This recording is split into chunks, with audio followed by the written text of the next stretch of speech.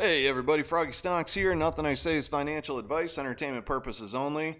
This video is so important to me because I had a revelation with everything going on with the Chancery Court document, the e-file that we found, and the Allegany lawsuit, which of course, again, it's still not in the system. You cannot search the court case because the Delaware Chancery Court has not accepted the case to docket yet, meaning that it is not on the schedule even up till the 24th so far. So as of right now, the document for the Allegany lawsuit versus Adam Aaron and the board members is simply an e-filing that has been stamped and accepted into the review process. It is still under review from what I have read by the best practices of the court, meaning that until it is confirmed to be within the procedural standards and regulations of the best practices of the Chancery Court, it's simply an e-filing. The reason the e-filing was found, because the Chancery Court publication, it's a small publication that it is an independent organization. It's not related to the court system. It's just a small newsletter. Found the e-filing and posted it to a web server, and then it was leaked into the community. And it's funny because the e-filing was posted February 20th, right? It was submitted Feb 20th, but then this was not found out and posted till the 22nd after big news and a bunch of Antera movements. The filing date on this is extremely sus in my opinion. I do not think the Delaware court is going to take kindly to Allegany filing this lawsuit 14 business days and exposing it 20 business days before a big corporate event like earnings and this conversion. I'm not too worried about it as of right now. I'm waiting to see what the Delaware court system does, if they put it on docket, if they put it up for initial hearing. What's going to happen with it is the more information we need. Right now, it's simply an e-filing. Everybody's blowing this way out of proportion. Adam Aaron has lawyers to deal with people that file lawsuits against the board of directors, which the lawsuit, in my opinion, is justified, but it should have been filed 4 months ago. Right now, Allegany and the fund, or Allegany, however you pronounce it, the fund that they manage for the retirements, they had 6 months to move AMC to Ape or get out or file a lawsuit or anything. They waited until this event was about to occur to stir stuff up, which in my opinion is actually more detrimental to the shareholders at this point than it is not to let the vote pass. I personally, at this point in time, want the vote to pass. I want the conversion to happen. I want to see the arbitrage gain on the Ape. I want to see AMC keep running until the conversion date. I think it's going to be better for everybody. That's my personal opinion. Now, the true title of the story here, the video today, Ape FOMO. Let me tell you this. After the conversion of Ape and AMC, AMC is going to be reverse split 10-to-1, meaning the share price could be $30 to $40 a share. You will not get FOMO at $30 to $40 a share from any retail organization. The only time you're going to get FOMO is now. That's if people decide to jump in. And let me ask you, what are you going to jump into on a FOMO push, AMC or Ape? Personally, Ape is at the pre-June 6, 2020 squeeze prices that we saw for AMC, which is really interesting. I'm telling you guys this right now.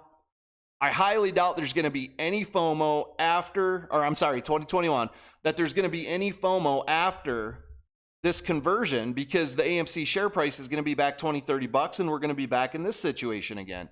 But in 2021, I got to go amend my tweet because I put 2020. Man, it's been so long. Edit tweet, Twitter blue, ding.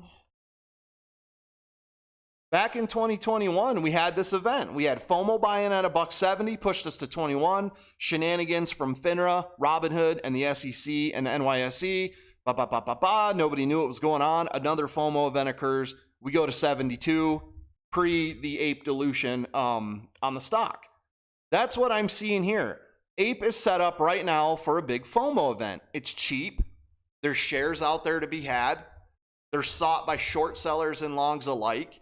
And the more Ape rises, the more AMC rises. And if Ape starts running to catch AMC, then we have an event where the bottom pressure is coming up, up, up, and shorts go, crap, we need to get out of AMC before this thing actually squeezes. Ape FOMO could cause an AMC squeeze before conversion, but everybody's so twisted and confused about everything that's going on that they don't freaking see it. If Ape rises, AMC is going to rise with it.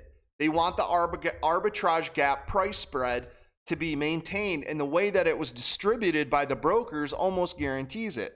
Now, I'm not telling you what to do. I'm not telling anybody what to do. I'm just identifying a thesis that I see right now.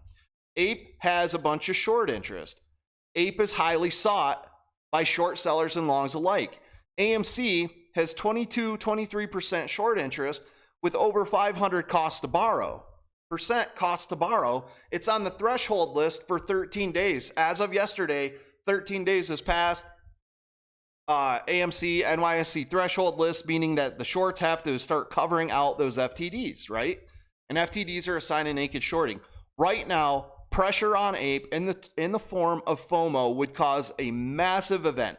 If Ape could go back to $3, $4, $5, AMC would run back to $7, $8, $9, causing a pinch on the shorts, causing margin calls. It would be absolutely insane.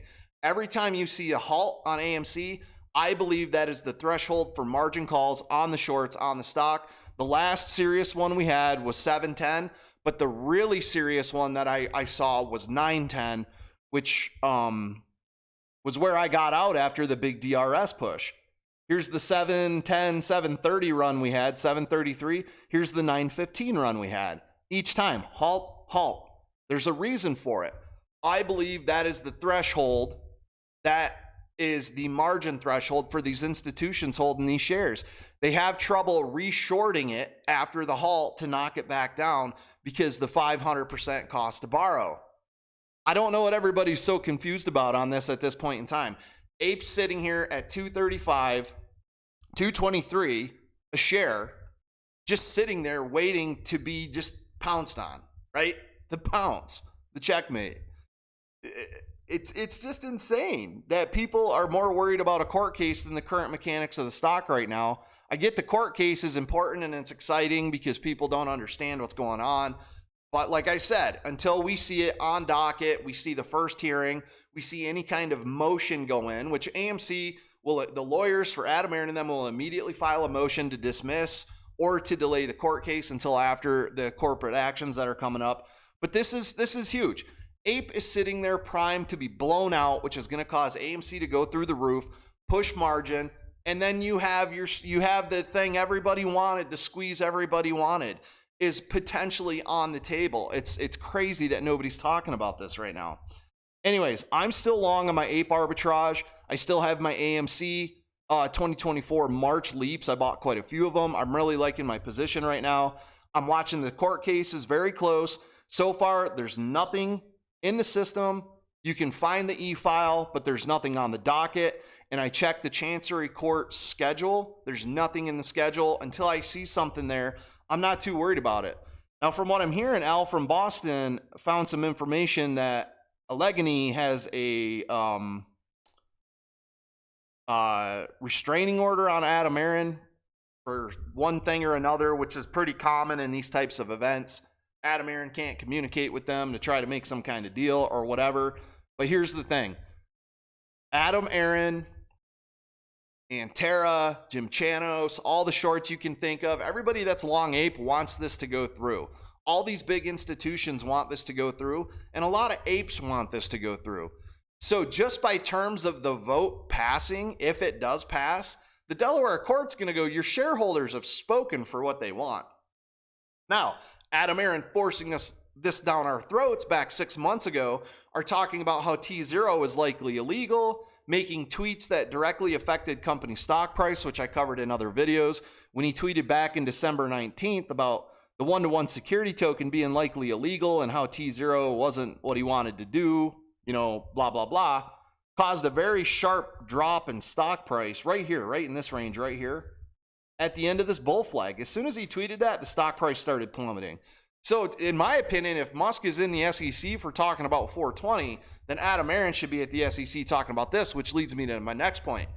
I believe This event is so big, it was so big, that Adam Aron was approached by the SEC, the DTCC, FINRA, the NYSE, and a lot of big players, and they said, look, we're in trouble, we need a way out of this, we'll let them have a little squeeze, we'll give them a little money back, but we need a way out, which was in the form of Ape.